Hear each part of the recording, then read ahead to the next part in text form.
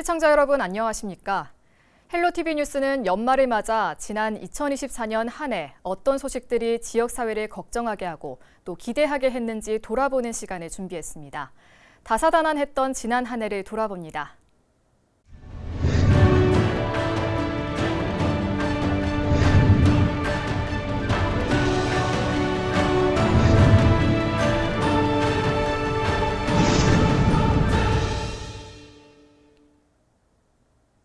올 한 해를 돌아보니 우리 지역에서 유독 큰 화재가 많았습니다. 19명의 사상자를 낸 부천 호텔 화재부터 주민들에게 재산 피해와 긴 트라우마를 남긴 전기차 화재까지 새해에는 더는 반복되지 않아야 할 일들입니다. 지역민들을 걱정하게 만들었던 화재 사건을 돌아봅니다. 이정하 기자입니다. 지난 8월 투숙객 7명의 목숨을 앗아간 부천 중동 호텔 화재. 한여름밤 불이 난 호텔 일대는 아수라장이 됐습니다. 사상자들이 어디서 많이 발견됐냐? 그 8층과 9층의 객실 내부하고 계단, 복도 등에서 발견이 되었습니다. 화점층이 8층으로 추정되다 보니까 거기서 좀 연기가 많이 확산되지 않았나 이렇게 생각합니다. 8층 객실에서 시작된 불은 허술한 전선 시공과 관리 소홀 탓으로 드러났습니다. 방화문은 열려 있었고 도어 클로저가 없어 인명 피해는 더 커졌습니다. 전형적인 인재입니다. 방화문이 제대로 역할을 하려면 도어 클로저가 설치되어 있어야 되는데 그 자체에 대해서는 지금 법에 규정이 없기 때문에 저희가 그 도어 클로저 설치에 대해서 법상 이거를 강행 규정으로 해야 되지 않겠나. 안전관리와 초동 대처를 잘못한 호텔 관계자 등 4명은 결국 구속됐습니다. 화재 이후 실시한 부천 숙박업소 168곳에 대한 전수조사에서 94%가 미흡 판정이 났습니다. 유사한 화재가 언제든 또다시 발생할 수 있는 이유입니다. 객실에 스프링클러는 다 설비가 돼 있나요? 아니, 스프링클러는 아파트들이 안 맞아요. 부천 호텔 화재보다 앞서 인천의 한 아파트 지하주차장에서 난 전기차 화재도 있었습니다. 이 불로 23명이 병원에서 치료를 받았고 일부 아파트 주민들은 한동안 임시 거주시설에 머무르며 생활에 큰 불편을 겪어야 했습니다. 또 차량 87대가 연쇄적으로 불에 타고 783대가 그을리는 등 크고 작은 피해를 입었습니다. 지자체에서도 대책 마련에 나섰습니다. 전기차에 대한 불안감을 조금이라도 해소하기 위해 정부의 종합대책 발표 전에 우리 인천시에서 추진 가능한 분야에 대해 화재 예방을 위해 적극 노력하겠습니다. 전기자동차 리튬 배터리 화재는 열폭주 현상을 일으키며 소화기를 이용한 빠른 진화가 어렵다는 게 문제입니다. 지하주차장에서 충전하다 화재가 발생했을 경우 피해는 더 커질 수 있습니다. 시민 불안감도 더해졌습니다. 걱정 많이 되죠. 했다가 괜히 같이 불 붙어보면 지금 문제가 많아요, 전기차가. 그래갖고 지금 전기차들을 다 꺼려 하더라고, 사람들이. 멀리하지. 화재 발생 넉 달 만에 경찰은 정확한 화재 원인을 파악할 수 없다는 결론을 발표했습니다. 합동감식과 화재 차량에 대한 수사에도 특별한 원인을 밝히지 못한 인천 아파트 전기차 화재. 결국 피해자만 남았습니다. 헬로티비 뉴스 이정하입니다. 광역철도는 지역의 경쟁력과 직결된 주요 인프라 중 하나입니다. 지역 주민들의 핵심 관심사이기도 한데요. 새해에도 지역민 관심을 이끌 것으로 보입니다. GTX부터 8호선 연장까지 올 한 해 우리 지역을 달군 철도 소식 정리했습니다. 이재필 기자가 보도합니다. GTX-C 동두천 연장은 2024년 동두천 지역의 쾌거라고 할 수 있습니다. 당초 양주 덕정부터 서울을 거쳐 수원을 잇는 노선을 북으로는 동두천, 남으로는 천안 아산까지 연장하겠다고 올해 초 정부가 발표한 겁니다.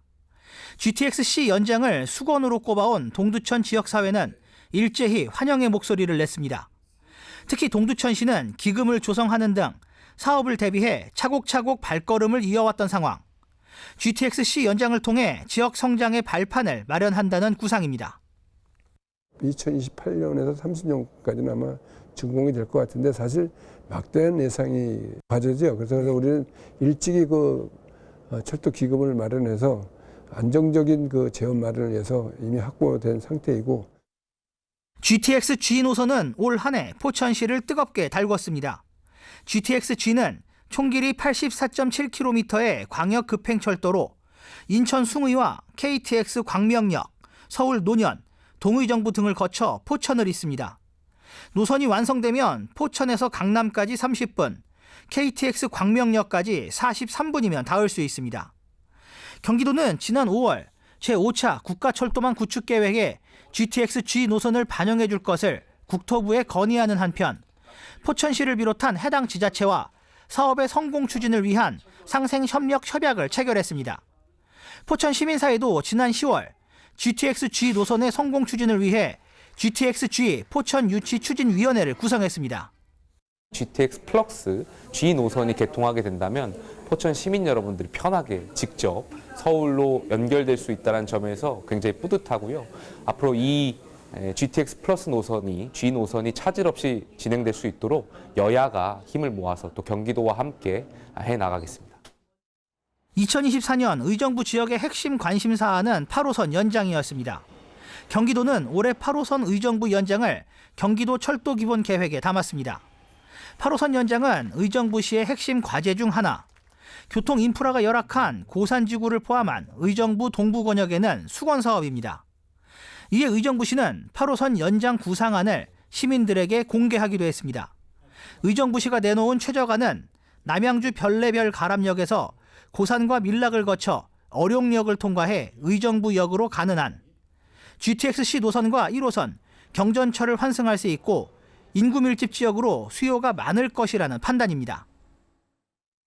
어떤 철도망을 구상을 해서 의견을 수렴을 해서 기본 계획을 수립하고 그리고 착공을 하는 단계까지 한 20여 년 걸쳐가는 장기간 프로젝트입니다. 많은 시민들께서 얼만큼 그 사안에 대해서 다수의 공감대를 갖고 있느냐라고 하는 것이 이 사업의 성패에 굉장히 중요한 역할을 한다라고 하는 것입니다. 광역철도는 지역 경쟁력과 직결되는 만큼 경기 북부 지자체들은 내년에도 철도망 확충에 힘을 쏟을 전망입니다. 헬로티비 뉴스 이재필입니다.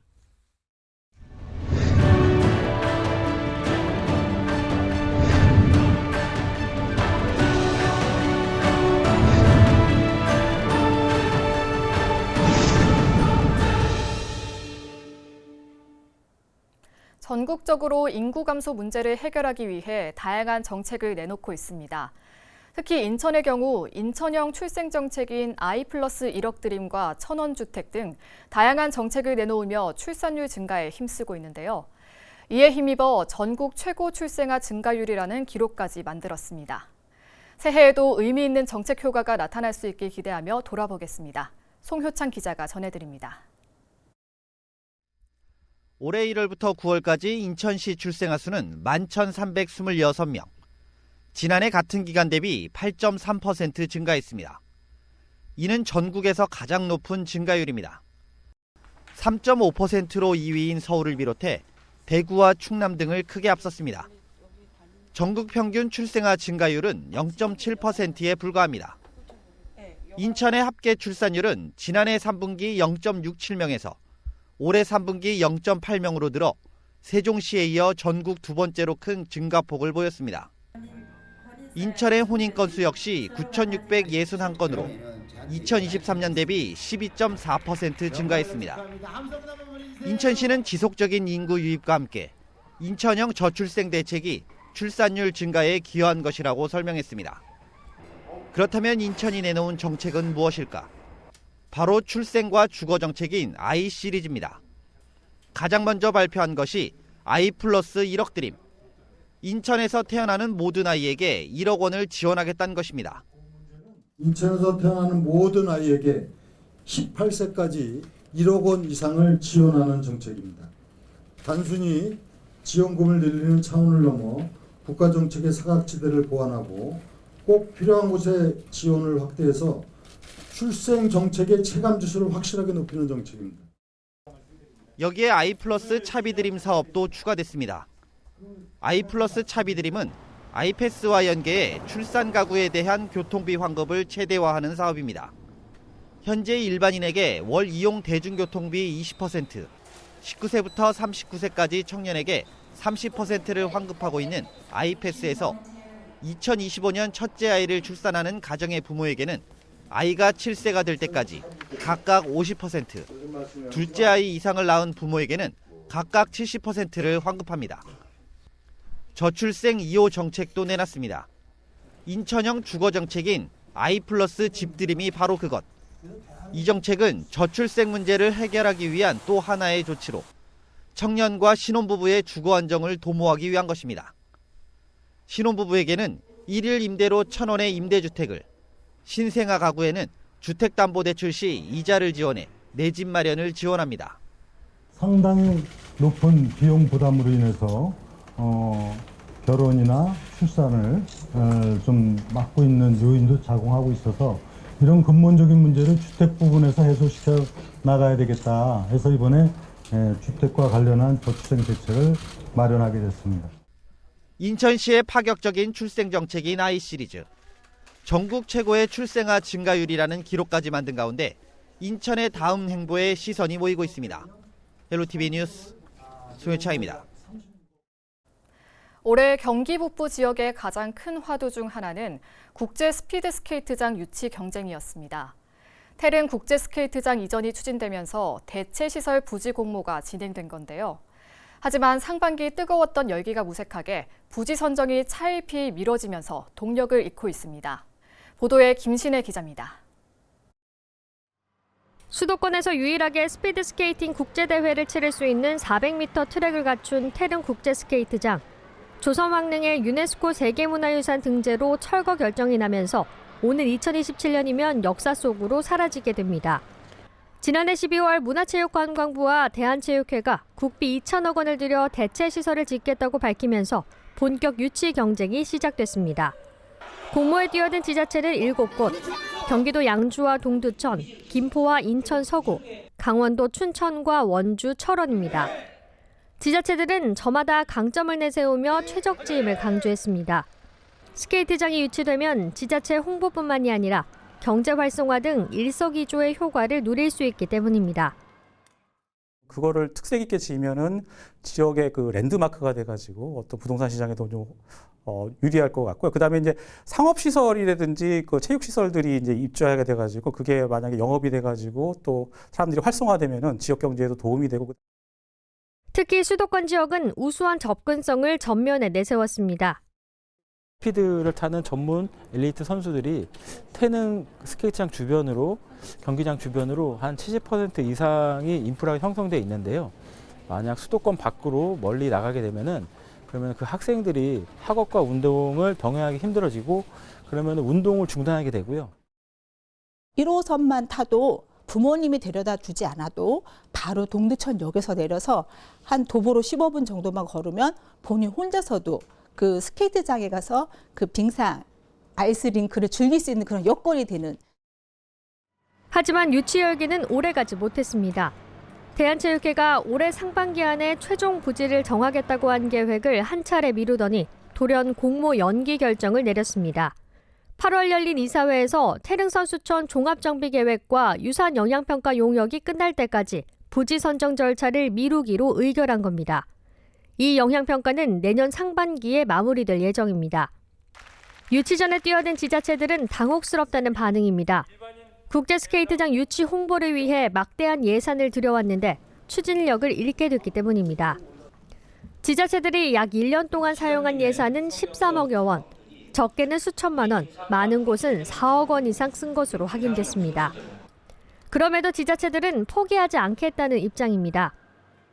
취소가 되지 않는 한 저는 계속 준비할 거고 기포시가 중상장 미치할 때까지 신심을 다해서 최선을 다해보도록 하겠습니다.